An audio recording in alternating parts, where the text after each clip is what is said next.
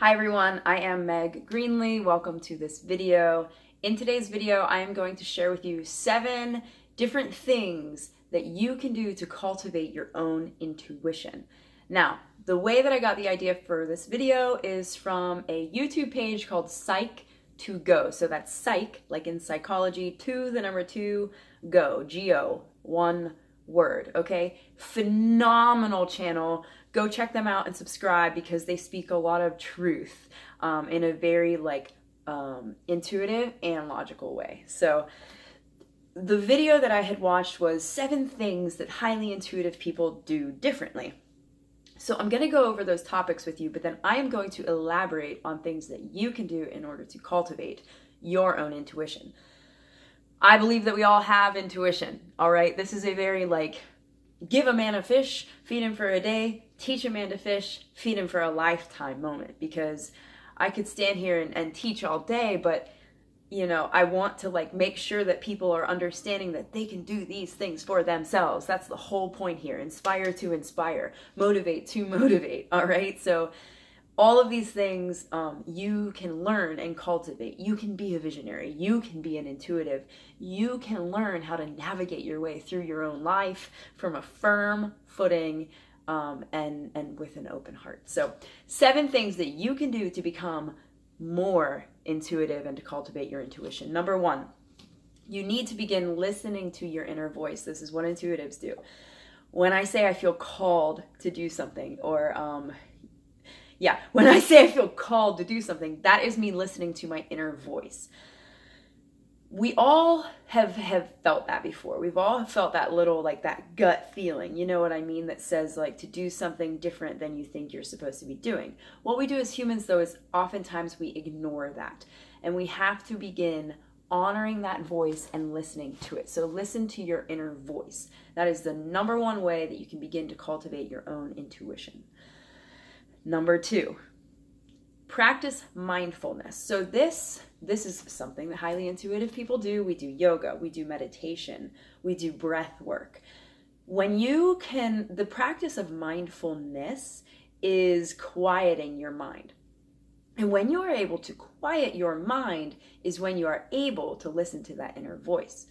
So just get still with yourself. You don't even have to do a yoga practice. You don't have to begin a full-blown meditation practice. It would be helpful, but you can begin by 5 minutes a day just sitting down and being still with yourself and listening to the sounds in the room, feeling the energy of the place that you're in. Practice mindfulness. Number 3, have a creative outlet. The reason that I love to sing and dance and act is because it allows me to be fully expressive, and it gets me out of my head and into my heart.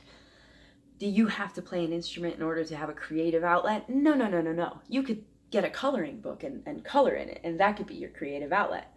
But this is another thing that if you want to be highly intuitive, and another point further down is to learn how to enjoy solitude, but on this topic, if you want to learn how to be an intuitive or follow your intuition or become more of a visionary, you have to realize that it's not all about thinking.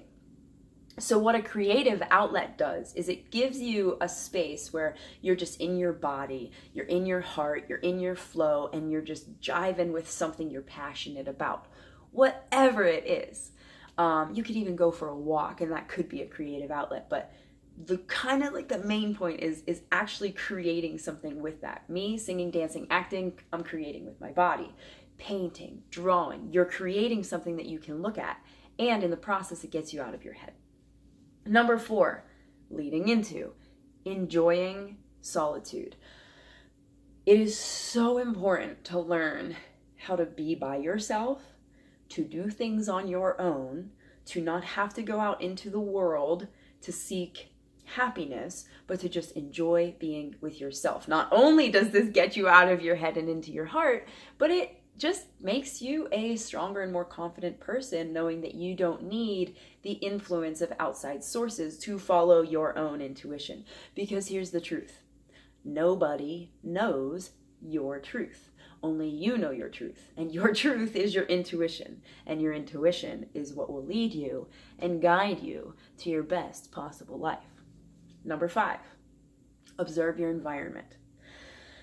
When you can learn how to observe your environment, it helps you to connect with other people on a more intuitive level, and it opens you up to the possibilities that are right in front of you.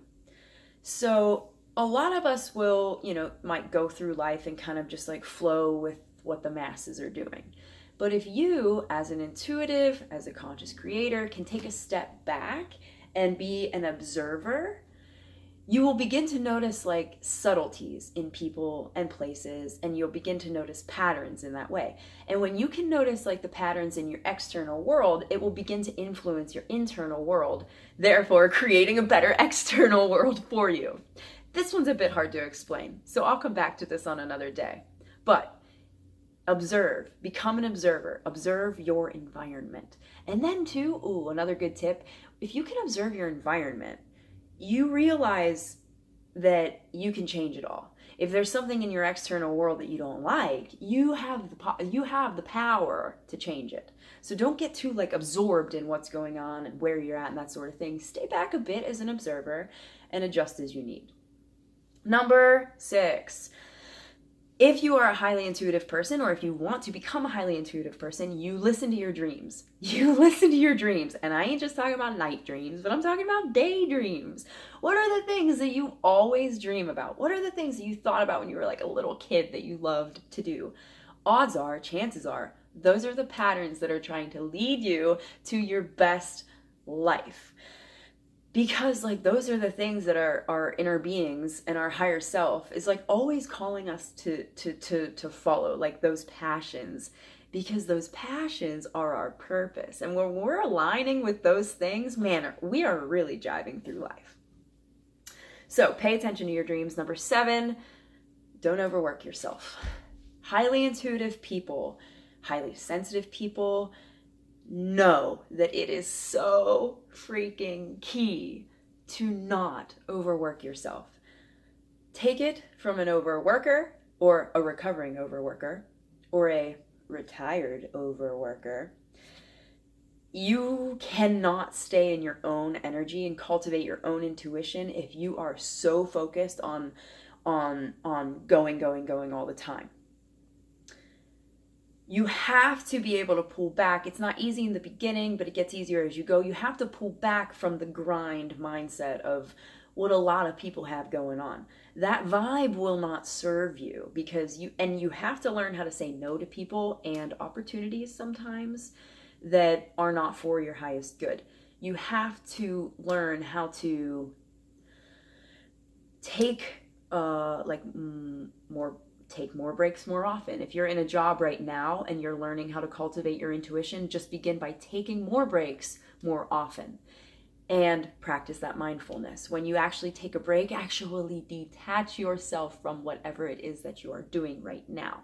Now, this doesn't mean that you can't work. This doesn't mean that you're not gonna work. If you are an intuitive, visionary person, you are gonna be working, but you have to learn when to say, and now it's time for me.